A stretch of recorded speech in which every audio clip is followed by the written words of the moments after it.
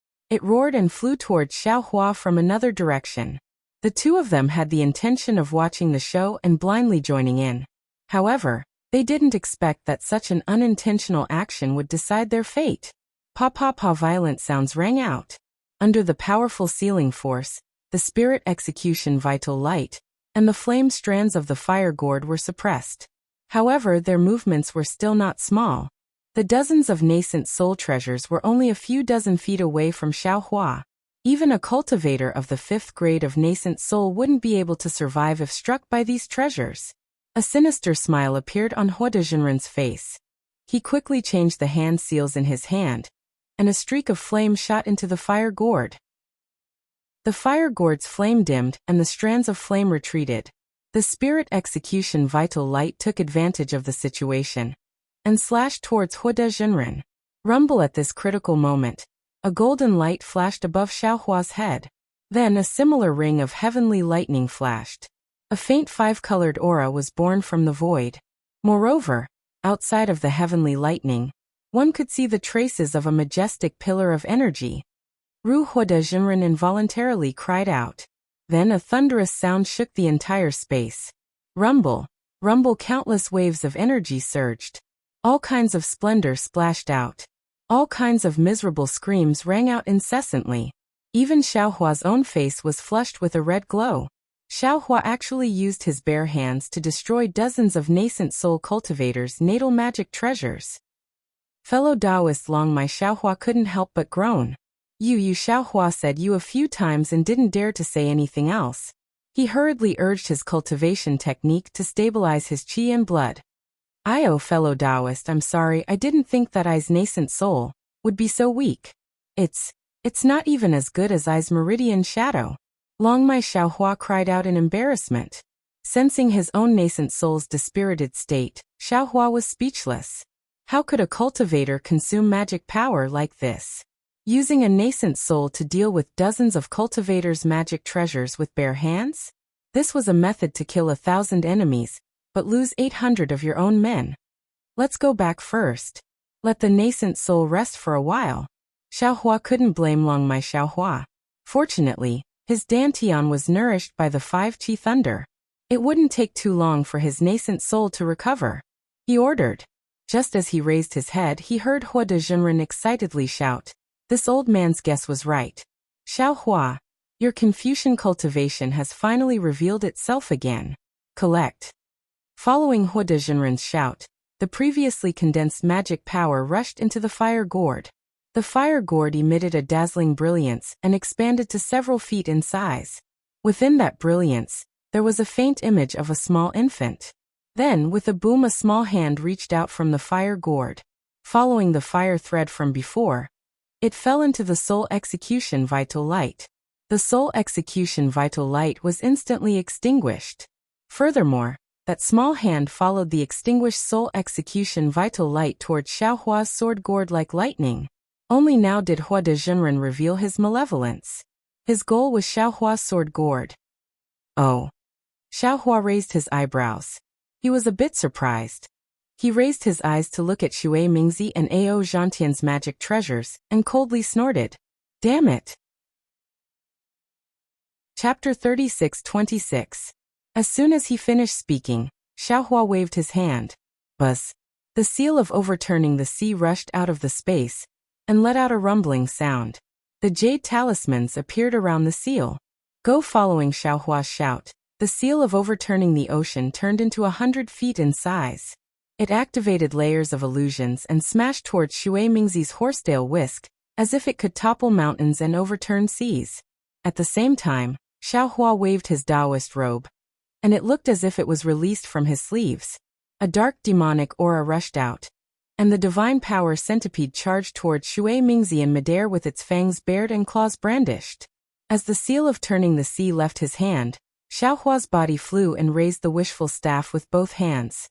Grow, grow, grow. Following Xiaohua's angry shout, the staff became 100 feet long and rushed towards Ao Zhantian's dragon halberd. Seeing that Xiaohua ignored him and only fought the other 2 nascent soul cultivators, Taoist Hua De was ecstatic. He had long been drooling over Xiaohua's soul-slaying light. Otherwise, he would not have attracted so many cultivators to attack Xiaohua. Seeing that the fire gourd's hand was about to land on the sword gourd, Daoist Huda suddenly had a bad feeling. How could Xiaohua ignore it? This was too strange. Sure enough, at the same time Xiaohua waved the wishful staff, Xiaohua very strangely turned his head and opened his mouth to chant. Thousands of hammers chiseled deep into the mountains. Just as Xiaohua chanted the first sentence, Daoist Huda's body was immediately surrounded by a large number of pillars of qi. These pillars of qi were like thousands of hammers and chisels that rushed towards Daoist Huda. Immediately, Daoist Huda's body was covered in golden light. This qi was even more powerful than ordinary magic treasures. How is this possible? Daoist Huda was dumbfounded. He hurriedly used his magic power to block the qi pillars. However, just as his magic power surged, his internal organs were inexplicably attacked. It was as if the qi pillars had also appeared in his body. Raging flames burn like nothing. Xiaohua immediately chanted the second sentence. Boom! A flame suddenly appeared in Huda Daoist's heart and lungs. The moment this flame appeared, it became a prairie fire that attacked Huda Daoist's internal organs. In the blink of an eye, Huda Daoist's entire body was covered in flames. Daoist Huda's face was filled with shock. He no longer cared about snatching Xiaohua's sword gourd. He hurriedly activated his cultivation technique. The mana in his body rapidly revolved, wanting to extinguish this heart fire. Unfortunately, no matter how much Huda Zhenren tried to use his magic power, the flames didn't seem to be extinguished. Instead, they became even more exuberant, causing Huda Zhenren's heart to burn even more. Even if my bones are crushed and my body crushed, I will remain pure in this world. After Xiaohua recited the last two sentences, Daoist Huda groaned like a pig being slaughtered. His entire body trembled violently as if he was about to be killed if he didn't control the fire. Since it was such a critical moment, how could Daoist Huda still dare to hold back? He slapped his forehead with the back of his hand. Puff! A stream of fire energy rushed into the sky. Not only did the fire lotus glow in the fire energy, its roots even rushed into his body along with the fire energy convergence. Haha, old bastard Huda, you have white hair all over your body, yet you call others monsters. This Xiao has never denied that he has the cultivation of a Confucian cultivator, yet you deny it again and again. Hit. Xiaohua laughed loudly, but the last word was directed at Ao Zhantian. Seeing that the staff was about to strike again, a helpless expression appeared on Ao Zhantian's face. A brilliant light flashed on his arms, and the dragon halberd flew out, roaring as it met Xiaohua's staff head-on. At the same time, Ao Zhantian narrowed his eyes, and the muscles in his body began to move rapidly. His blood also began to surge, and strands of bloody light flashed on the surface of his body. Crackle, there was a burst of noise. The wishful steel staff had not yet collided with the dragon halberd, but the two murderous weapons began to collide with each other again. Various small vortexes quietly appeared in the nearby dozens of feet, blowing the magic weapons that were damaged by the dragon vein Xiaohua's thunder into the sky. Although these magic treasures were the natal magic treasures of dozens of nascent soul cultivators, the lightning still flashed on these magic treasures, causing the connection between the nascent soul cultivators and their magic treasures to be intermittent. In a situation where the essence of the cultivators was damaged, it was difficult for them to retrieve their magic treasures in a short time. Boom! The staff finally struck the dragon halberd, and a loud sound rang out in the air again. Everyone couldn't help but feel that it was deafening. Ao Zhantian was feeling extremely dejected. He had always been confident in his divine power, and he had always been known for his powerful physical body. However, he didn't think that he would be so weak in front of Xiaohua. Ao Zhantian let out a furious roar as the cracks on his halberd deepened, and his body plummeted like a cannonball. His voice was hoarse, and there was a hint of hysteria in it. Even though this roar didn't make much of a difference, the crimson light around Ao Zhantian's body flashed, and the projection of a gigantic crimson dragon gradually emerged from his bloodline. Ao Zhantian actually had the bloodline of a true dragon. Ao Zhantian urged his bloodline to fight with Xiaohua, but Xiaohua borrowed the power of the staff to fly up again. His hands formed a seal, and the first shadow of the seal of overturning the sea collided with the golden light of Shui Mingzi's horsetail whisk. At this time, the seal of overturning the sea was different from before. Although Xiaohua didn't deliberately refine it again, the shadow had already solidified. Although Shui Mingzi's horsetail whisk was also refined with an extremely rare material, it was abnormally sharp and could penetrate almost anything. However, when it collided with the shadow of Xiaohua's seal of overturning the sea, it was still smashed by more than 70%. Although the shadow had completely collapsed, Shui Mingzi couldn't help but be shocked. On the hidden immortal continent, when had he ever met a Taoist cultivator who could control a magic treasure to fight with him? Moreover, the Herculean centipede, whose shiny black body was covered with dense and strange golden runes, was even more cunning. Just like when Xiaohua fought with him in the past, it immediately rushed over when he saw a flaw in his fight with the seal of overturning the sea. When he fought with it again, it immediately fled. At this time, Shui Mingzi saw that Xiaohua actually pounced on him in the blink of an eye. The shadow of the second shadow of the seal of overturning the sea was like a huge mountain pressing down on him. Shui Mingzi had no choice but to pour 90% of his magic power into his horsetail whisk. The horsetail whisk emitted a golden light, and thousands of horsetail whisk turned into thousands of sword lights that pierced towards the seal of overturning the sea. Of course, among these thousands of sword lights, he also left some to stab towards the Herculean centipede in the distance that seemed to be attacking him together with Xiaohua. Puff puff, puff. Although Xiaohua's seal of overturning the sea was powerful, it was after all a shadow. Under these thousands of golden sword lights, it was pierced full of holes. Moreover, these sword lights didn't lose their momentum, and actually rushed towards the main body of the seal of overturning the sea.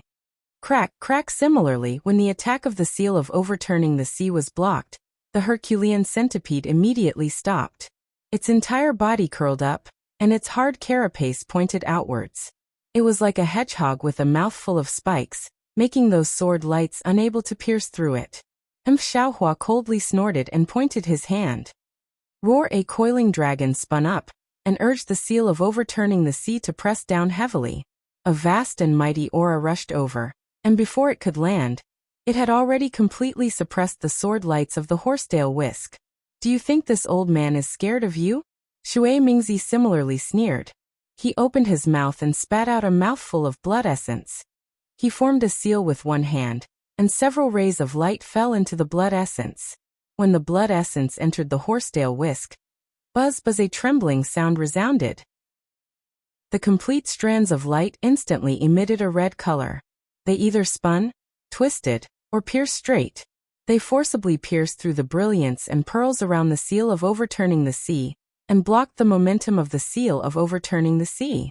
However, at this moment, Xiaohua once again shocked Shui Mingzi. Xiaohua actually abandoned the seal of overturning the sea at this crucial moment. A whirlwind rolled up around his body, and in the blink of an eye, he once again pounced towards Taoist Huda. In the blink of an eye, Taoist Huda had just used the fire essence to block Xiaohua's Confucian fire attack, and before he could use the fire gourd to collect the sword gourd, Xiaohua suddenly turned into a gust of wind and arrived in front of him. This truly frightened Taoist Huda. Just as he was about to respond, a sharp pain like a sharp awl piercing into his Naiwan palace made him unable to help but take a deep breath. Without waiting for him to use a secret technique to resolve the pain, he saw the spirit execution light suddenly split into two. It bypassed his fire strands and slashed towards his neck with lightning speed. Taoist Huda once again turned pale with fright. He hurriedly wanted to use the fire gourd, but because of the pain in his Naiwan palace he was a bit slow. Poof! Taoist Huda had no choice but to open his mouth and turn a mouthful of true fire into a fire wall in front of him. Just as the fire was born, whoosh! Another golden light appeared out of nowhere and flashed towards Taoist Huda's left arm. Taoist Huda only felt a chill in his left arm, and then a sharp pain came. His left arm holding the fire gourd was cut off like rotten wood by a pair of golden scissors.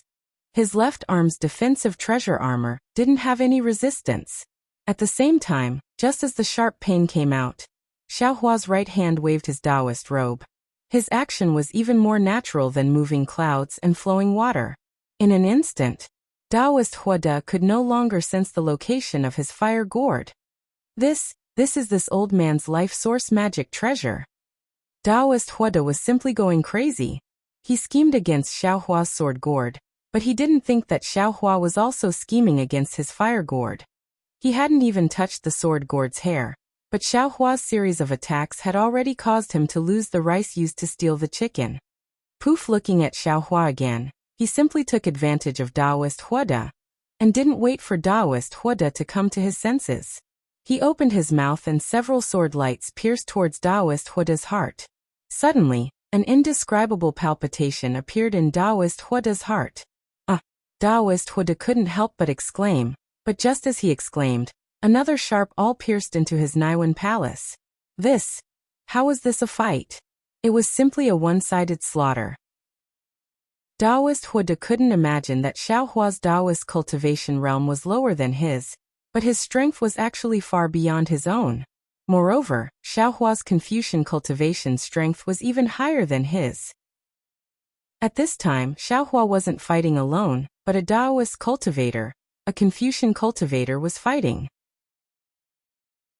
Chapter 36-27. Only now did Huada Jinren realize that Xiao Hua was a nascent soul intermediate stage cultivator, but he had the strength of a nascent soul intermediate stage cultivator. How could he be his opponent? Moreover, seeing Xiao Hua use the spirit-exterminating vital light, the flying sword, and the unfathomable soul stab technique, it was obvious that he wanted to take his life. Thinking of this, how could Huada Jinren stay any longer? He clapped his hands and an ordinary-looking jade pendant appeared in his hand. With a pu sound, a breath of true qi landed on it. Layers of inscriptions surged out from the jade pendant and enveloped Huada Jinren in an instant. Boom! Following a majestic pillar of true qi, Huada Jinren actually disappeared. Motherfucker, Xiao Hua was a little depressed. He understood that this was the escape technique that Huada Jinren had obtained from the Star Lord Palace. He could only watch helplessly as Huada Jinren escaped from the Star Lord Palace. Xiao Hua hesitated for a moment, wondering if he should use his illusion breaker eye. At this time he heard a wung-wung sound of air friction. Ayo, then there was the sound of a dragon's roar. Xiao Hua stowed away his sword gourd and soaring dragon shears before turning around with a cold expression. A crimson dragon that was close to 1,000 feet in length appeared above Ao Zhantian's head. It opened its sinister maw and pounced toward Xiao Hua, an aura comparable to that of the soul separation stage, and an aura that made all the cultivators tremble uncontrollably surged through the air. Oh, a true bloodline? This was the first true bloodline Dharma body that Xiao Hua had seen on the hidden immortal continent. Xiao Hua's eyes flashed with a strange light. It's a pity that my phoenix Dharma body is not here. Otherwise, I'll let it fight with you. Xiao Hua snorted coldly. Golden light flashed around his body, and the heavenly laws embodiment technique was activated as well. His transcendence golden body also appeared. In just a moment, a transcendence golden body that was close to 1,000 feet tall stood in midair like a demon god. Not only were the nascent soul cultivators dumbfounded, even Shui Mingzi was dumbfounded. It wasn't that they hadn't seen such an awe-inspiring Dharma body before, but this was a defensive formation with divine sense shackled. Dao Sect's divine powers were suppressed. Not to mention the Dharma body, even activating Dharma treasures would be somewhat strenuous. How could Xiao Hua possibly bring out his Dharma body? Ao Zhantian's bloodline could be attributed to his true bloodline, but Xiao Hua, who had ever seen such a golden bloodline? Eat this Zhao's staff! Xiao Hua roared and waved the wishful steel staff in his hand. At first, the wishful steel staff was still a few dozen feet in size, but when it hit the top of the blood dragon's head, it was already a few hundred feet in size and a few dozen feet in thickness. Wu, the wishful staff fell with a gust of wind. The blood dragon's eyes were crimson red, and an old voice spoke with Ao Zhantian's tone. This old man has never seen a magic treasure that can injure a bloodline Dharma body. Stop dreaming. Today I'll show you how powerful this old man is. Let this old man have a taste of your flesh and blood. Aha! This voice reverberated throughout the entire space. The blood dragon opened its mouth, and the blood dragon's breath turned into a giant pillar. The blood dragon also pounced over. obviously wanting to dive into Xiaohua's body and devour his flesh and blood. Xiaohua's eyes flashed, and he tilted his head slightly. He pointed his finger, not at the blood dragon, but at the seal of overturning the sea above Shui Mingzi's head. The seal of overturning the sea expanded again, and it was a full 500 feet in size. Shui Mingzi had no choice but to use his magic power to block it with his horsetail whisk. As for the divine power centipede, it seemed to understand Xiaohua's intention. Suddenly, its entire body expanded, and the two antennae in front of its head trembled rapidly, cutting toward Shui Mingzi's back. Ao, seeing that Xiaohua was still distracted, the blood dragon couldn't help but roar, and its speed increased again. However, Xiaohua didn't seem to panic. He calmly waved the wishful steel staff, and it landed on the blood dragon's breath. Pooh, it was abnormally dull, but the dull sound seemed to have knocked on Ao Zhantian's heart. The almost invisible blood dragon's breath was smashed into pieces by the wishful steel staff. That wasn't all. Ao Zhantian was still stunned by what happened next. The blood dragon's breath disappeared with the wishful steel staff, and the wishful steel staff didn't stop for too long. It passed through space and landed on the blood dragon's head with a loud bang. Ao Zhantian's arrogance was finally broken today. The blood shadow Dharma body, which he thought was impossible to injure, was like an ordinary demonic beast under the wishful steel staff. Boom! A loud sound rang out, and Ao Zhantian felt as if a mountain was pressing down on him.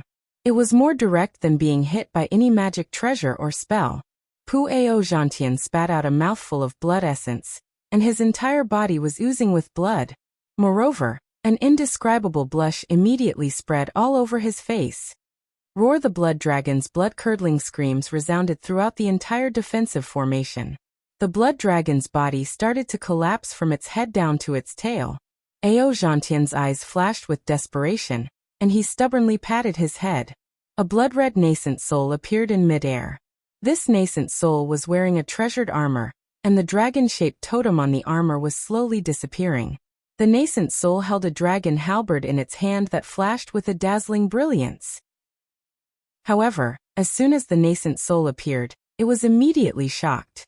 Its two eyes looked left and right cautiously. At this time, it saw two beams of spirit-punishing vital light fall from the sky. They were about 100 feet away from the nascent soul, but they didn't shoot out. Ao Zhantian naturally didn't care too much about the spirit-punishing vital light, but under the fierce flames of the spirit-punishing vital light, a faint sense of desolation arose in his heart. The nascent soul opened its small mouth and whispered a few words. Xiaohua had intended to kill to establish his might. However, when he saw Ao Zhantian's nascent soul appear, he immediately remembered that this was the defensive formation of the Star Lord Palace. Although he would be happy to kill Ao Zhantian's nascent soul would fall into the defensive formation.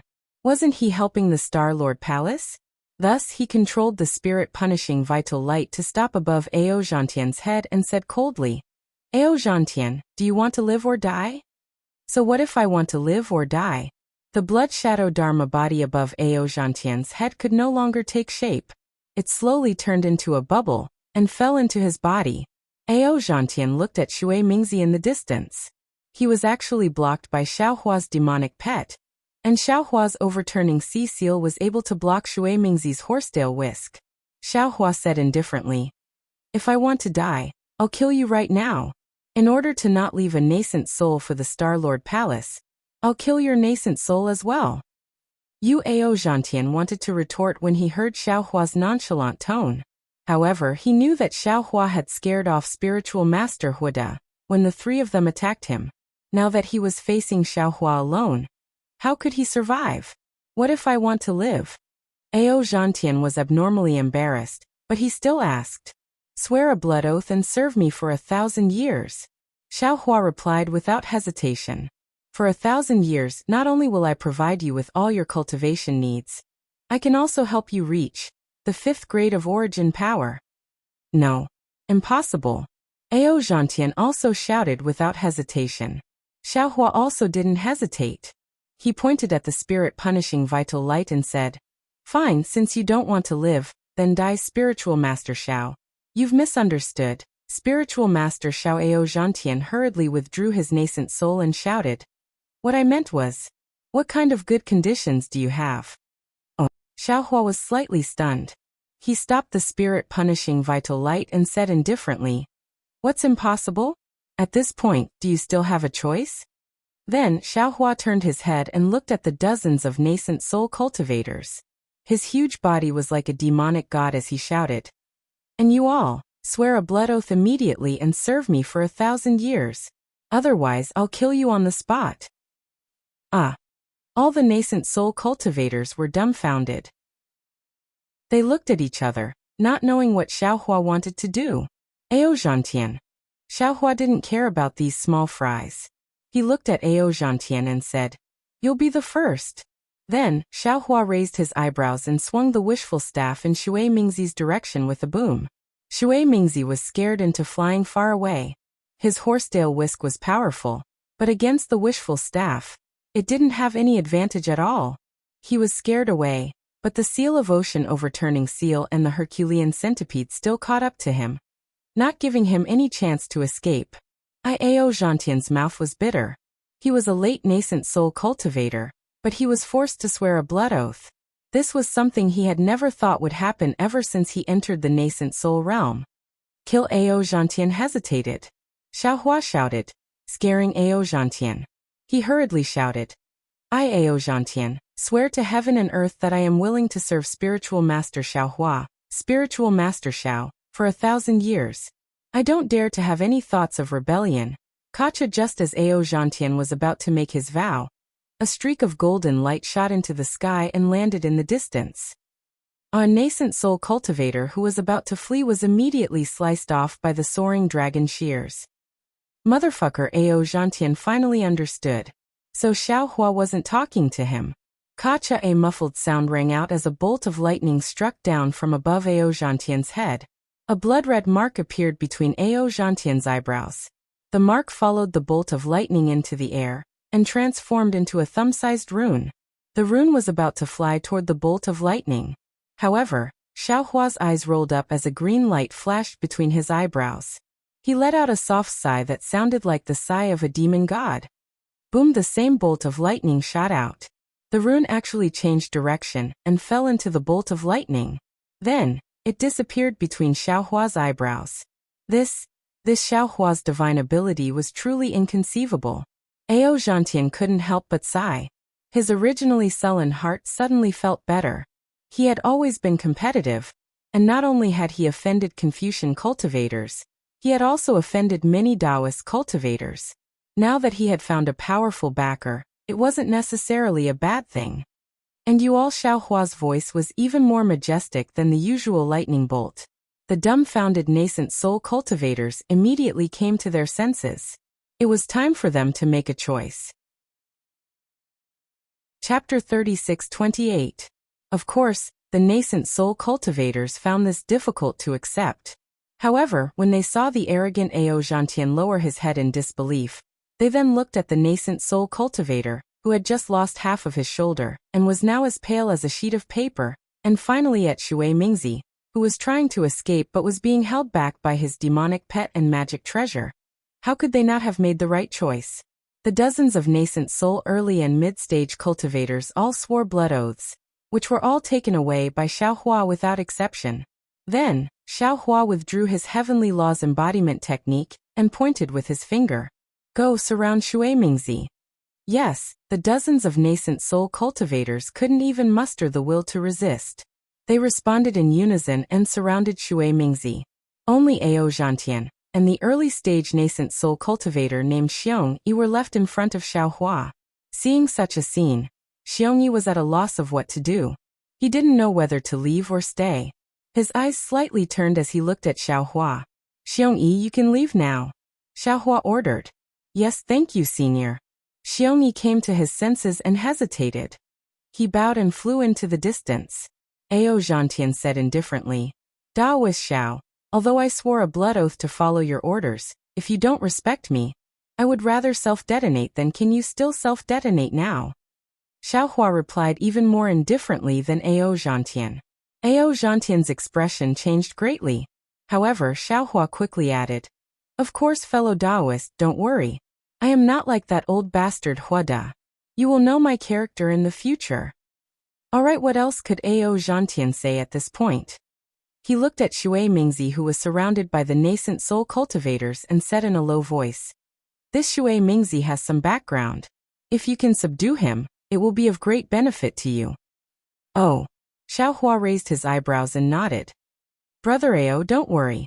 In the Yaotai Mountain, he will either fall into the hands of the Star Lord Palace or me. I believe he will make his own decision. Alright, I'll accompany you, Ao Zhantian said in a low voice. He was naturally unwilling to let Shui Mingzi escape after falling into Xiaohua's hands. By the time Xiaohua and Ao Zhantian arrived at the scene, Shui Mingzi had already put away his horsetail whisk and was hovering in midair. The seal of overturning the sea had already enveloped him from afar, and the divine power centipede had already activated its demonic qi to fly close to him. Shui Mingzi Ao Zhantian looked at the helpless expression on Shui Mingzi's face and said, "This old man won't say anything else. Previously, we all fell into that old bastard Huoda's trap. Now that we have offended Daoist Xiao is quite magnanimous.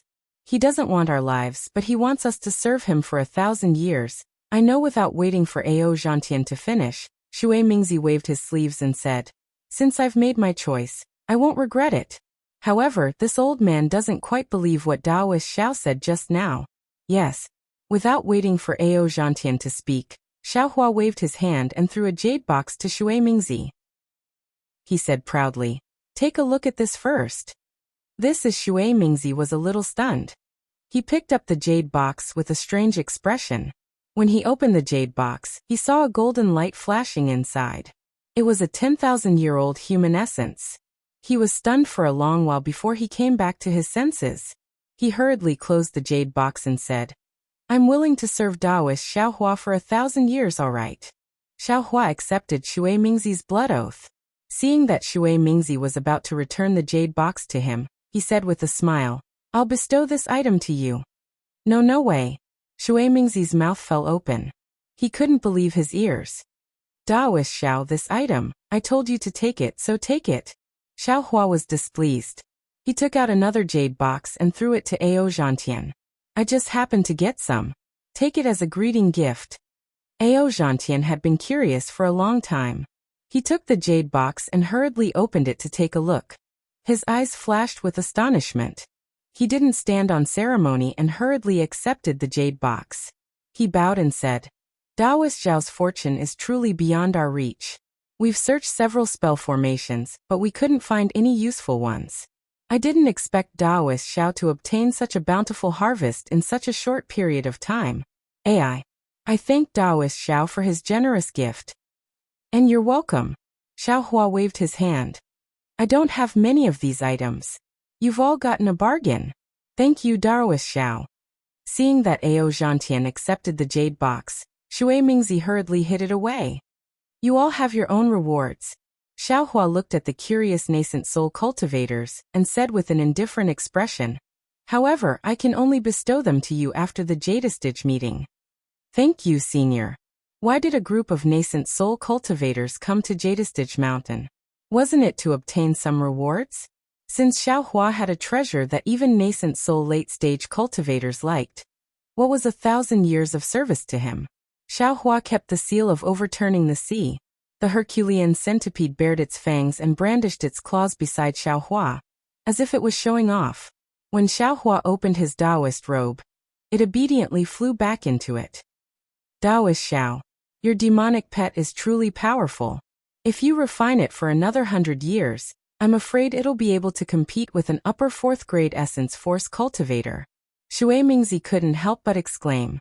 Xiaohua smiled and replied, "How would I have the time to refine it? Let it cultivate by itself."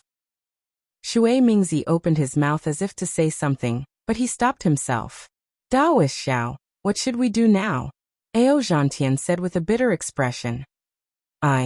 I can't help Daoist Xiao with my injuries on Jadestige Mountain. There's no need for you to help." Xiaohua's body flashed with golden light again, and the mountain river seal flew out. He said, "Come in and rest. I'll let you out once we leave Jadestige Mountain." This Ao Zhantian wasn't like Su Tingzi. He frowned and said, "If I enter the nation weapon, Won't my life follow Daoist Xiao? If Daoist Xiao dies on Jadestige Mountain, won't I also be doomed? If you don't go in, can you walk out of Jadestige Mountain alive? Xiaohua replied. Moreover, do you think you can live longer than me? Shui Mingzi was also hesitant.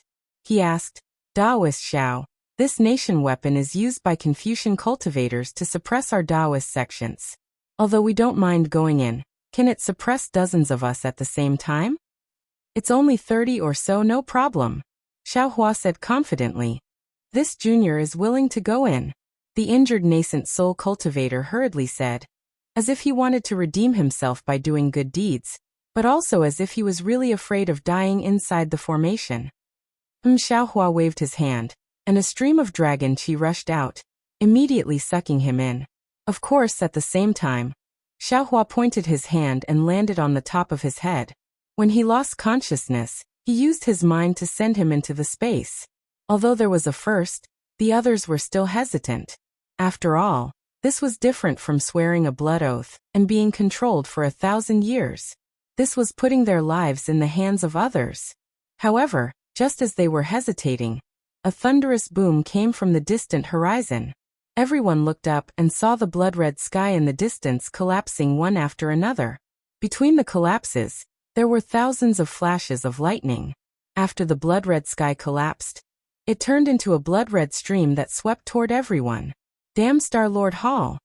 Xiaohua saw this, and how could he not know what the Star-Lord Hall was planning? This was not much different from the Star-Lord Defense Formation on the Yaotai Mountain. They both wanted to kill most of the Daoist cultivators, leaving only those who had the means to escape death. Xiaohua swept his gaze and said coldly, this old man doesn't have time to waste with you. The formation has already begun to close, so this old man is going to find a way out. Senior, please wait a moment. This junior is willing to go, in a group of panicked cultivators hurriedly called out. They knew in their hearts that it was better to let Xiaohua lead them alone rather than having so many people search in a mess. Xiaohua's abilities were unpredictable, and his chances of survival were much higher than theirs. Come in. Xiaohua sucked that person into the space again. This time, the others were finally moved, and in a short while 35 nascent soul cultivators were sucked into the space. This one will go in as well. Ao Zhantian narrowed his eyes and looked at the torrential flood in the distance. His eyes were filled with helplessness, and he looked at Shui Mingzi. How could Shui Mingzi let Xiaohua suspect him? Naturally, he tactfully said, no problem. This old man is afraid that this old man is powerless to escape from this collapse formation, so I can only accompany fellow Daoist Ao. I'll have to trouble Daoist Xiao for everything. Please. Xiaohua was overjoyed when he saw the two late nascent soul cultivators enter the trap. As he spoke, two streams of dragon qi swept the two into the space. After entering Xiaohua's space, not to mention nascent soul cultivators, even spirit-severing cultivators were nothing but food for him. After sucking in dozens of nascent soul cultivators, Xiaohua didn't have time to raise his head to the sky and laugh. His figure immediately floated up and flew in the opposite direction of the collapse formation. It was as if the entire space had collapsed. Xiaohua had only flown for a short while when intense thunderclaps flashed in all directions. All kinds of bloody light flourished, and the aura of destruction became increasingly powerful. Senior, save me. In front of Xiaohua's right hand, the cultivator named Xiong Yi was in an extremely sorry state. His Daoist robe was askew, and his hair was also disheveled. A small flying shuttle flickered under his feet as he rushed toward Xiaohua. Looking behind Xiong Yi, the bloody red torrential flood created a wave of over 10 meters tall, covering the sky and covering the earth as it chased after him. Xiaohua frowned and a whirlwind appeared under his feet. His figure turned into a gust of wind as he swept in front of Xiong Yi. With a wave of his hand, a golden light swept up Xiong Yi, and then he soared into the sky again. Just as Xiaohua flew away, boom, in the place where Xiong Yi had just flown past, the space around him shattered. Lightning flashed and turned into a clear torrential flood. Xiaohua still couldn't release his divine sense, but he had a feeling that this clear torrential flood was definitely not ordinary. He definitely couldn't touch even half a drop of it.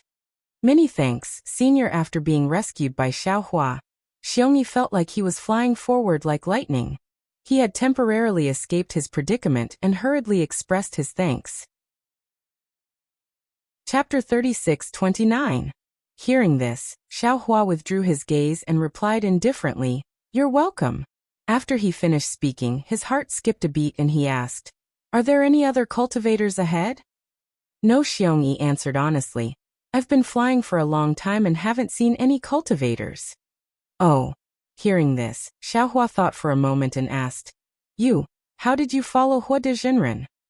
Hearing Xiaohua ask about the ambush, Xiongyi didn't dare to hide anything and hurriedly told him the whole story. As Xiaohua expected, Hua de Jinren had the same plan as Xiaohua.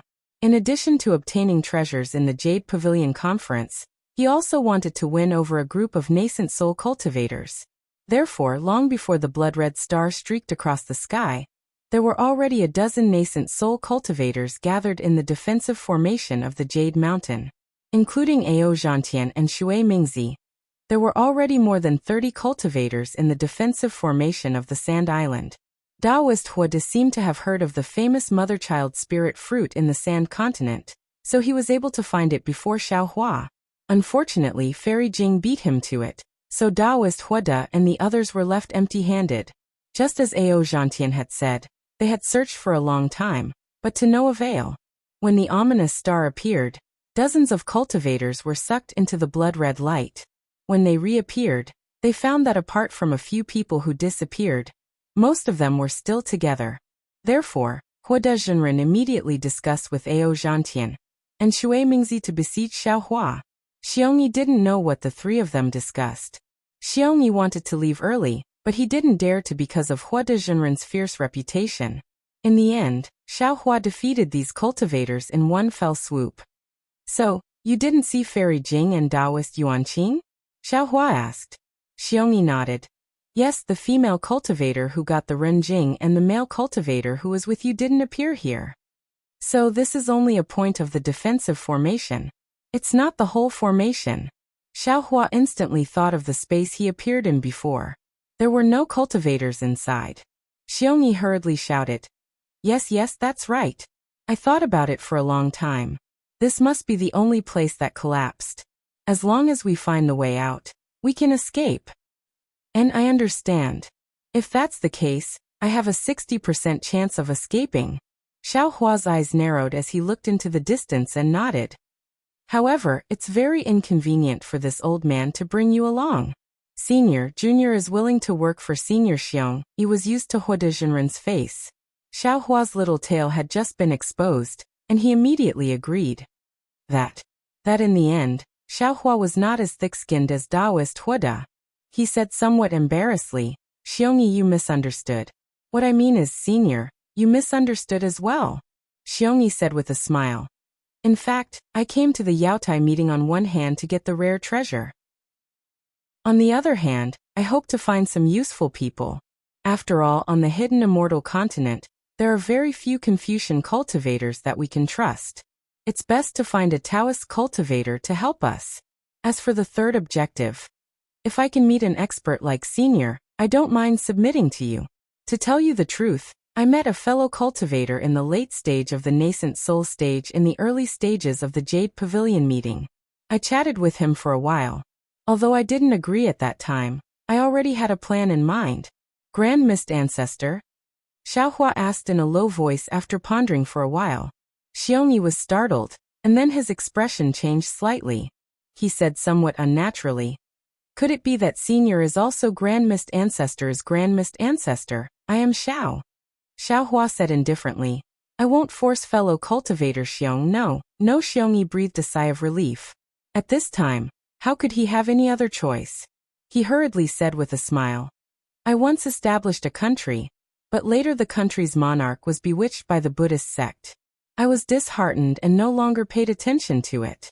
Now that I am free, I can serve Senior." "Good." Xiaohua nodded. "Close your eyes. I will suppress you into the mountain river seal. After we leave the Yaotai mountain, you can follow me." This Xiongyi naturally hesitated, but after a moment he closed his eyes and said, "I'll have to trouble Senior." Xiaohua didn't say anything and immediately put him back into the mountain and river seal. Then he looked around. This place was similar to the void, so he had an inexplicable feeling of familiarity in his heart. After a short while he found something strange. However, this strange thing seemed to be mobile. Before Xiaohua could fly over, it immediately disappeared. It was exactly the same as when Xiaohua mysteriously appeared in Huada's encirclement. Whoosh! All of a sudden, around Xiaohua, several clear streams of blood red rushed out like a waterfall. Although those streams of water weren't large, wherever they went, the entire space collapsed. The streams rushed out in a strange way, and Xiaohua was caught unprepared. His figure flashed and dodged, but several drops of blood still splashed on his Taoist robe. Xiaohua did not care. This kind of clear stream was powerful, but under his protective golden light, how could a few drops of clear stream pose a threat to him? However, when those several drops of clear water fell, a sizzling sound rang out. The golden light protecting Xiaohua's body was actually annihilated in an instant, revealing an enormous flaw. The clear water actually seeped into the surface of Xiaohua's body. Ouch! Xiaohua was shocked that such a situation would occur due to his carelessness. Xiaohua's Taoist robe was also torn in an instant, and a heart-wrenching pain came from the clear stream. Xiaohua's abnormally strong body was actually invaded by this clear stream. Xiaohua hurriedly opened his mouth and spat out a mouthful of thick true energy.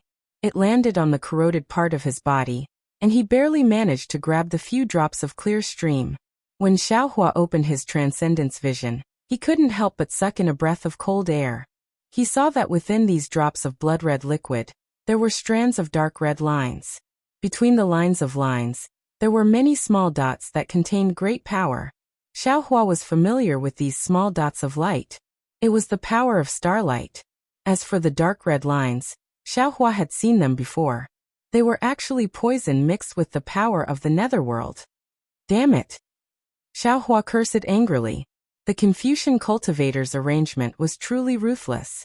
Even his body, which had been tempered for many years, was unable to withstand it, let alone an ordinary cultivator. Even Ao Zhantian wouldn't be able to escape easily when he encountered the clear stream of clear stream. Of course, Xiaohua was only lamenting. This wasn't the first time he had encountered the Confucian cultivator's ruthlessness. His current plan was to escape from this place.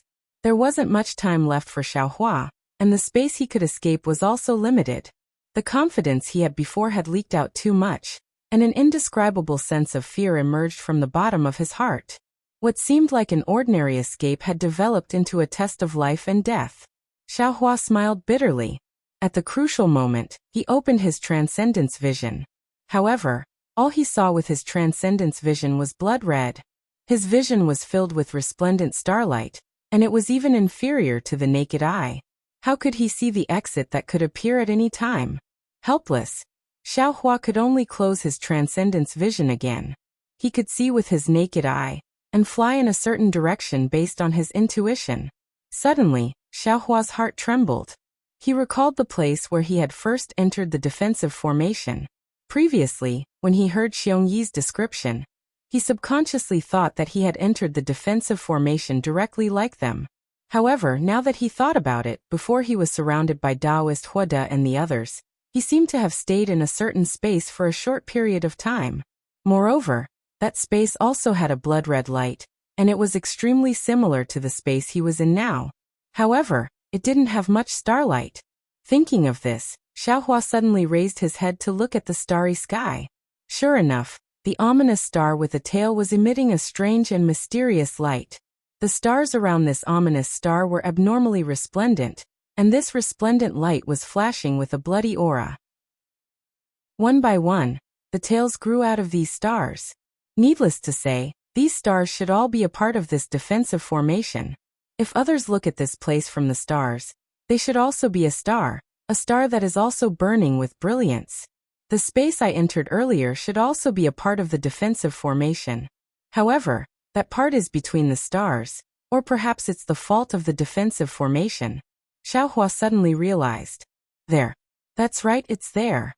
Since Xiaohua understood, it was very easy for him to find the place he came out from.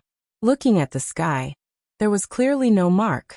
Even if one's divine sense swept over, It would be impossible to find that place different from other places.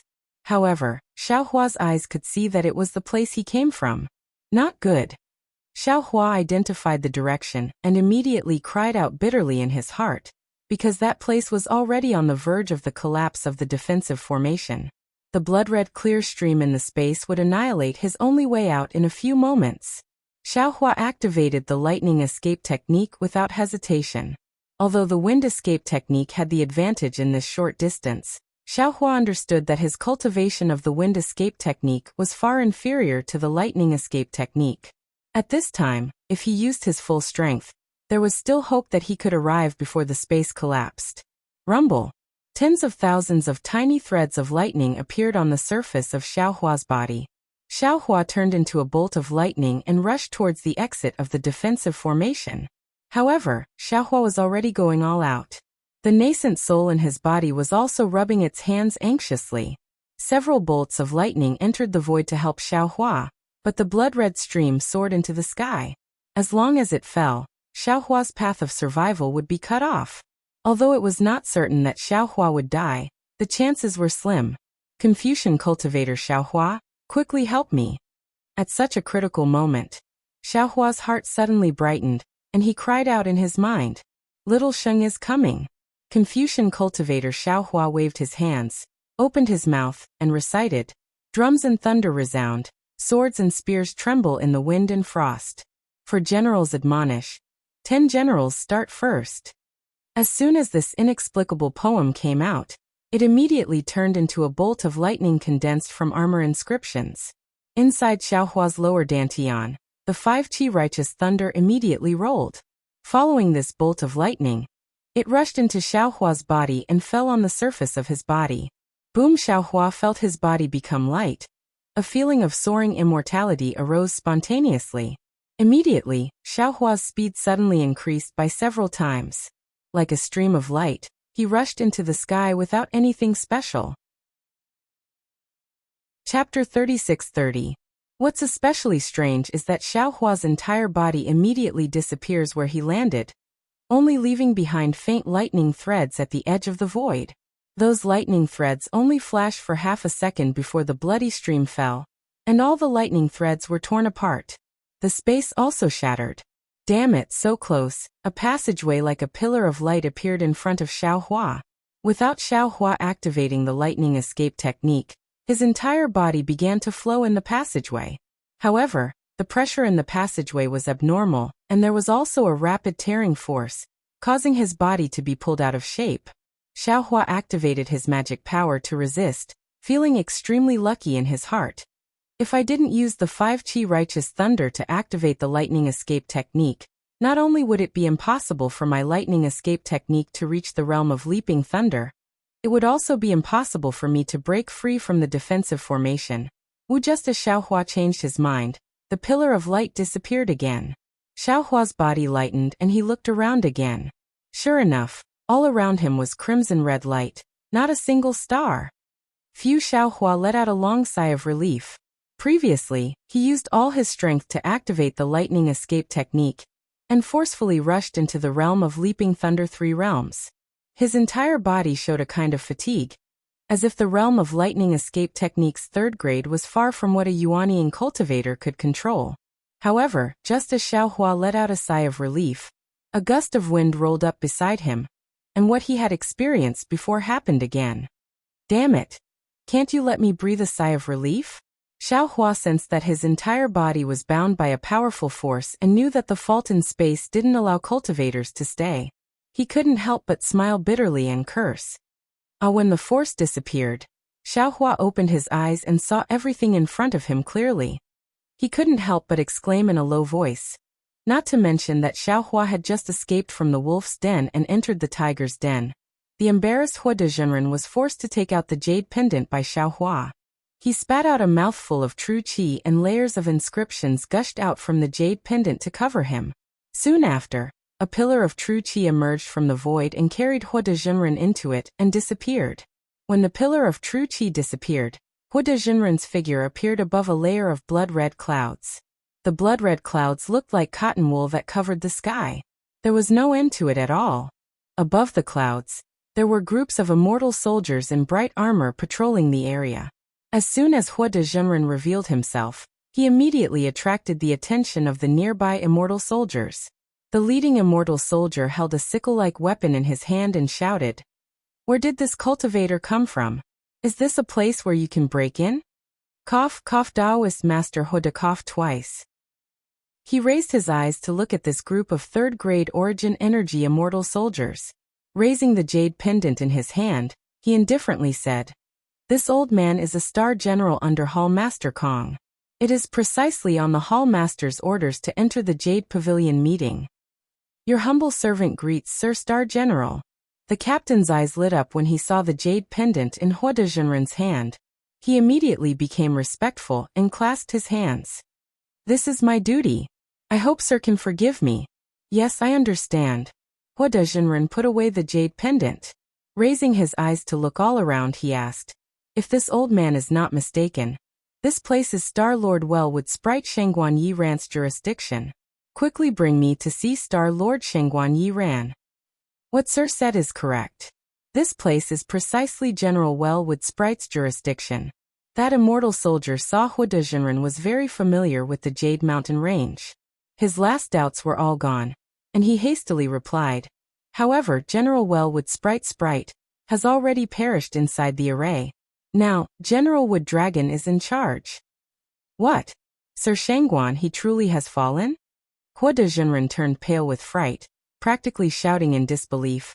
Who has such magic energy?" However, when he asked this, Hua Dezhenren suddenly thought of something and hastily shouted, Quickly bring me to see Sir Linghu." "Quickly." That immortal soldier's face showed a difficult expression, and he said in a low voice, "Sir Star General, your humble servant is here to patrol. Without Sir Star General's orders, I absolutely do not dare leave. Furthermore, my Wellwood Sprite Star Array brothers have only recently come into contact with Sir Linghu. Your servant does not dare." "Impudent!" Hua Dezhenren furiously roared. "This old man has an important matter to report to Hall Master Kong. This is an urgent matter. If there is a delay, can you bear the responsibility?" This, the immortal soldier hesitated and hastily asked, "I wonder what Sir's important matter is. You are not qualified to know." Hua Dezhenren sneered. "However, this old man can reveal a little. If this matter is not false, it should be related to the fall of General Wellwood Sprite." "Good, sir. Please follow your humble servant." When the immortal soldier heard that it was related to Shangguan Yi Ran's death, he did not dare to be negligent. He hastily ordered the rest of the immortal soldiers to continue patrolling. He took out a flying boat and placed it in the air. He invited Hua Dezhenren to board the flying boat, and he himself drove the flying boat to rush into the clouds. The flying boat produced clouds and carried the two of them to a place at lightning speed. Above the crimson clouds, there were many patrolling immortal soldiers. There were also many immortal generals riding flying beasts and patrolling everywhere. Hua Dezhenren standing on the flying boat naturally attracted the attention of the patrolling immortal soldiers. However, the immortal soldier driving the flying boat took out a small triangular flag from his bosom and stuck it on the bow of the boat. Those immortal soldiers and immortal generals who were about to fly over stopped. After the time to drink a cup of tea, more and more soldiers and horses appeared in front of them. Moreover, there was a row of tents above the clouds. The immortal soldier did not dare to drive the flying boat again. He asked Hua Dezhenren to disembark from the flying boat and said with a smile, "Sir, please wait a moment. This is the border between Wood Sprite Well and Wood Dragon Horn. This humble servant does not dare to cross. Sir Linghu should be in the barracks. This humble servant will send a message." After saying that, the immortal soldier pulled the triangular flag from the bow of the boat. He opened his mouth and a mouthful of true chi fell on the triangular flag. The small flag turned into a streamer of light and disappeared into the barracks. A moment later, a tall immortal general flew out from inside the barracks. In his hand was that triangular flag. Looking at the immortal soldier and Hua Dezhenren, he coldly said, "Who are you waiting for to issue the command flag? Is there some urgent military matter?"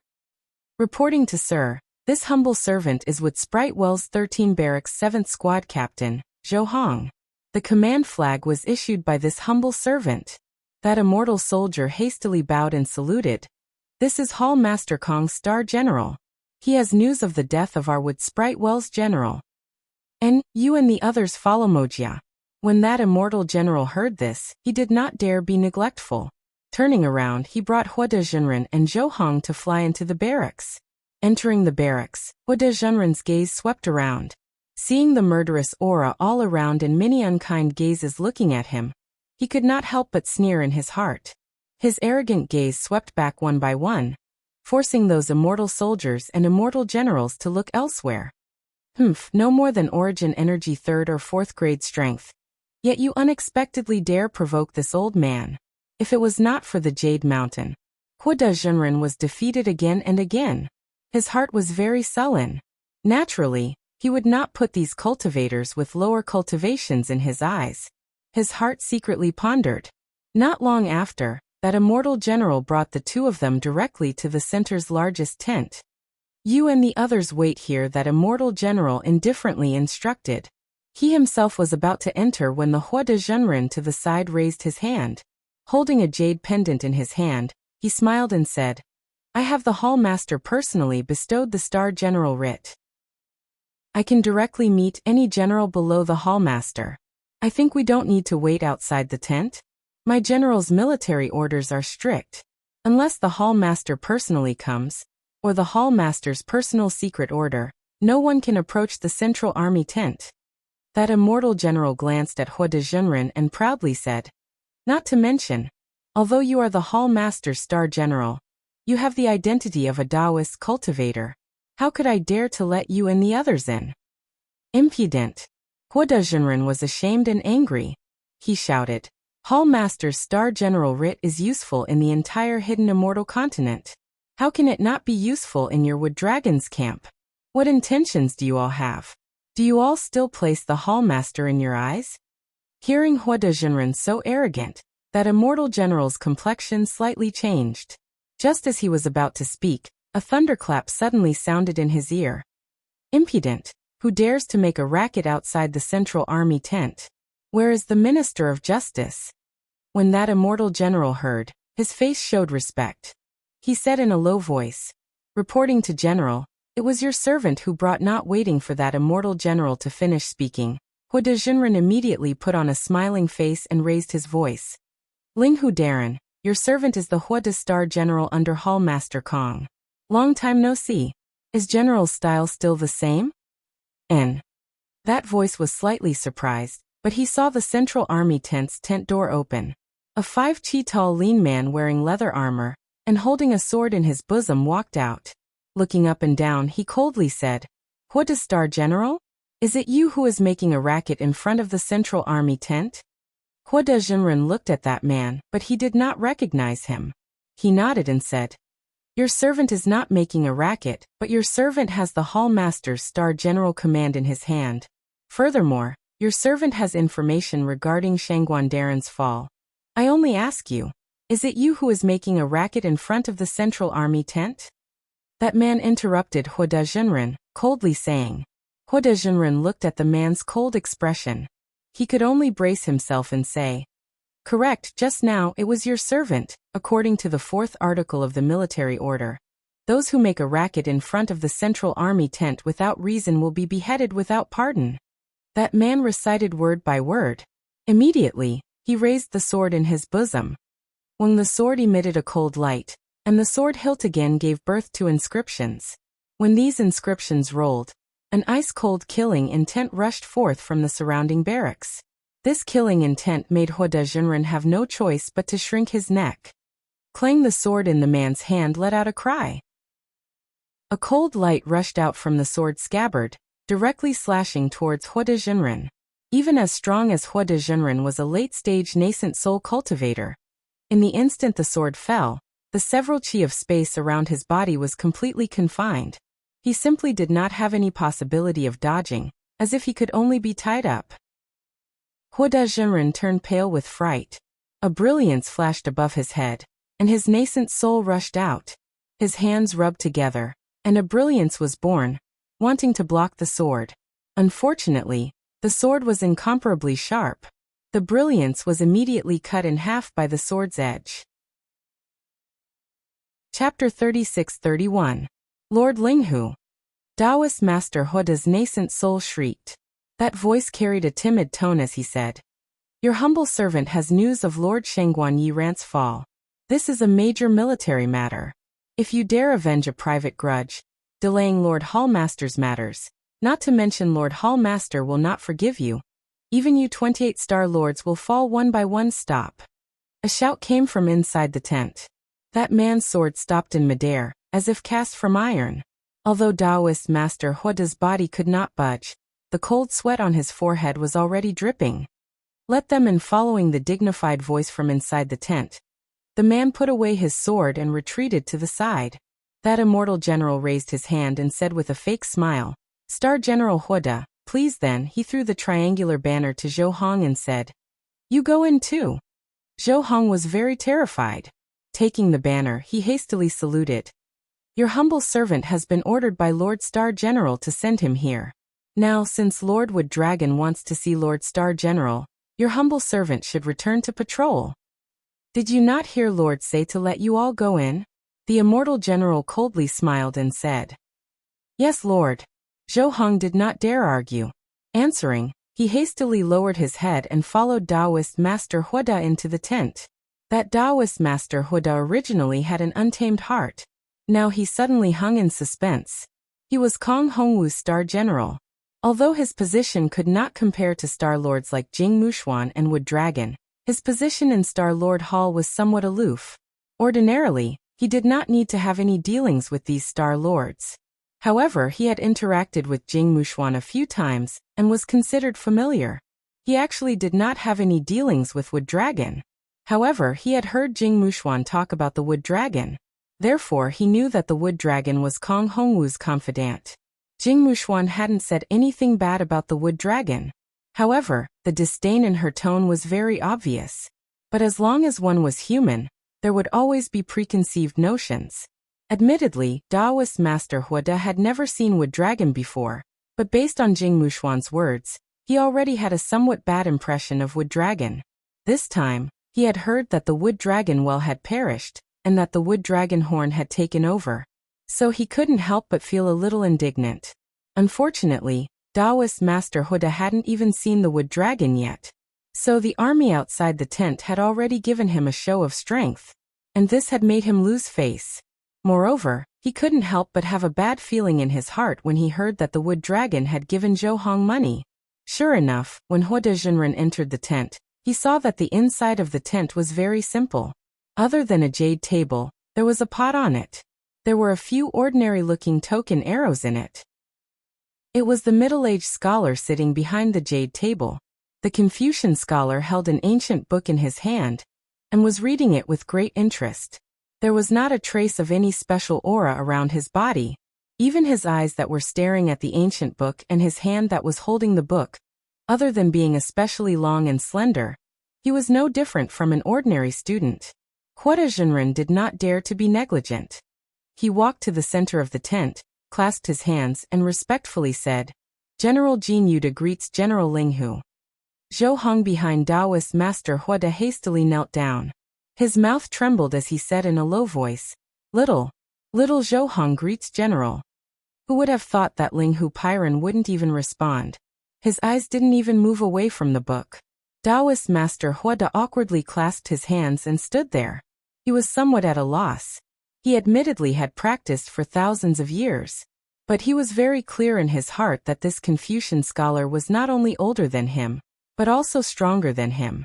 Not to mention, there were many cultivators around the military camp who were on par with him.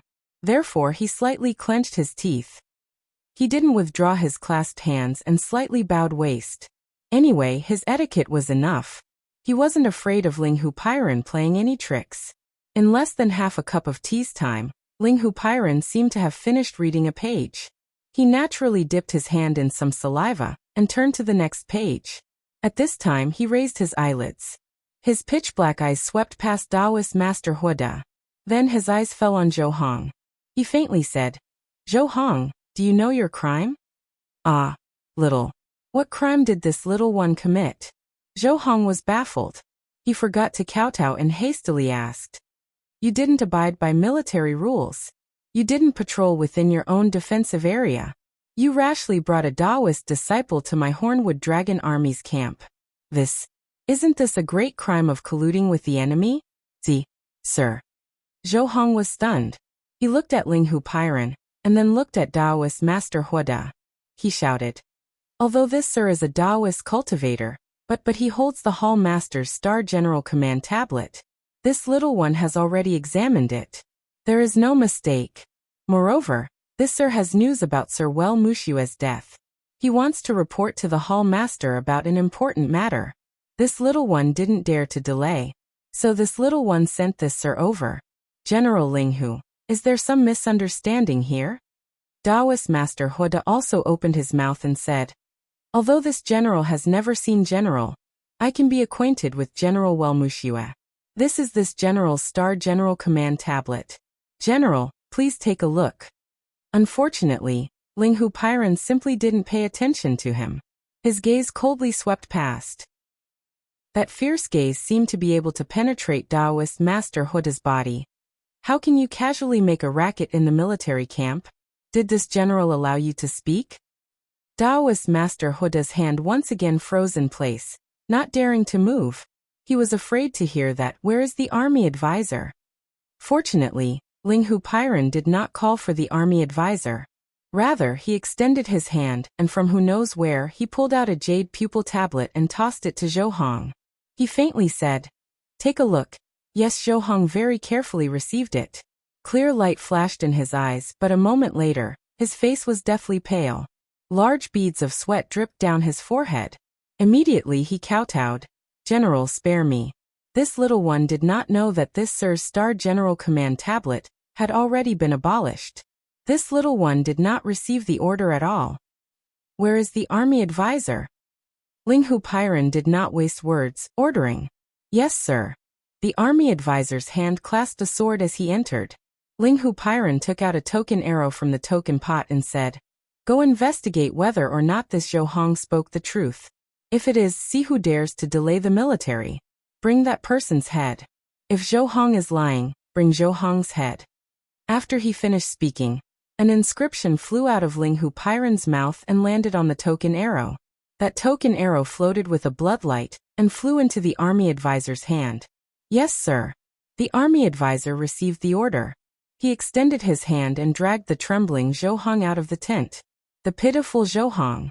Any way it was put, he was still a third-grade essence energy cultivator, equivalent to a Taoist golden core cultivator. Now he was taken away like a little chick. His Taoist Huada sucked in a cold breath.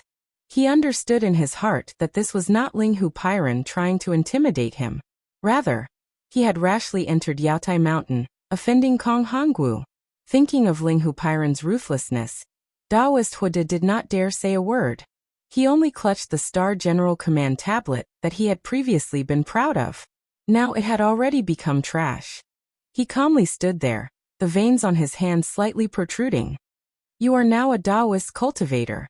According to my military discipline, trespassing into my army is to be beheaded. Linghu Pairan set down the scroll in his hand and indifferently said, however, you were previously Lord Hall Master's Star General. You have made some contributions to my Star Lord Hall. I cannot arbitrarily decide. Few hearing this, Taoist Huada's hanging heart immediately settled. The veins on his hand disappeared, and he hastily bowed. Many thanks for General Linghu's tolerance. With Lord Hall Master Linghu Pairan rose, and walked to the front of the command table. He fished out a diamond-shaped command tablet from his bosom, and used his hand to pat the top of his head. 3-colored true chi bubbled forth, falling onto the command tablet. The command tablet gave birth to an auspicious cloud that floated behind the command table. Immediately, a wisp of overwhelming chi emerged from the void, and gathered above the auspicious cloud. In an instant, Kong Hongwu's figure appeared. This general greets Lord Hall Master. Linghu Pairan bowed in salute. Taoist Huada did not dare be neglectful, also saluting. This general greets Lord Hall Master. Kong Hongwu waved his hand and said, Linghu rise. Yes, Lord. Ling Hupiren straightened up, no longer speaking. Kong Hongwu's gaze swept past Taoist Huada and coldly said, "This old man is Star-Lord Hall's Hall Master, but you are not Star-Lord Hall's Star General. There is no need to call yourself this general. This old man knows that my Star-Lord Hall's temple is small and cannot accommodate a great deity like the Taoist. The Taoist can freely search for his own destiny on this Jade Mountain." Lord Hall Master Taoist Huada's face was deathly pale. He said in a low voice, "This old man knows that he has disturbed Lord Hall Master's plans. This crime cannot be forgiven. This old man does not seek to obtain Lord Hall Master's forgiveness. This old man only wishes to report a few secrets that this old man knows to Lord Hall Master. Afterwards, this old man himself will enter the array to meet his death." Speak Kong Hongwu's face was still calm as water as before, indifferently saying, Taoist Huada did not dare beg for forgiveness too much, nor did he dare speak of his previous contributions. He was afraid that Kong Hongwu would not give him the chance to speak. Now that he was allowed to speak, his heart was already secretly delighted. He hastily said, "Good, Lord Hall Master knows. This old man discovered a cultivator, who concealed his cultivation at the Jade Pavilion gathering. Furthermore, this old man previously knew that General Jing Mushuan fell inside the Imperial Array. In all likelihood, Lord Hall Master has not yet found the true culprit, so this old man braved death to report to Lord Hall Master." Kong Hongwu's brows trembled. It was as Taoist Huada said. In his fury, Kong Hongwu already dispatched people to begin investigating the truth. However, the entire Jade Mountain was inside the Great Array. Especially after the array changed, with Jing Mushuan falling, the immortal soldiers and immortal generals in the Star Array were already somewhat disorganized. The news of Taoist Huada's Star General token being crippled did not reach Zhou Hong's place. This was clear proof. Furthermore, the immortal generals that had seen Xiaohua were more or less killed by Xiaohua. Kong Hongwu honestly could not find the Xiaohua that killed Jing Mushuan for the time being. Xiaohua. Taoist Huada did not dare beat around the bush, directly saying Xiaohua's name. As expected, it was him. Kong Hongwu's eyes slightly narrowed, as if this did not exceed his expectations. Furthermore, Ling Hupiren's brows rose, his eyes flashing with a strange light. Taoist Huada was slightly startled. This information was his final straw. Now it seemed that it truly was a straw. He hastily shouted, "Lord Hall Master is wise. It is Xiaohua." You're tuning in to the Li Mei's Wuxia Whispers YouTube channel. We're so grateful for your support, and don't forget to subscribe to join us on this incredible journey through captivating stories.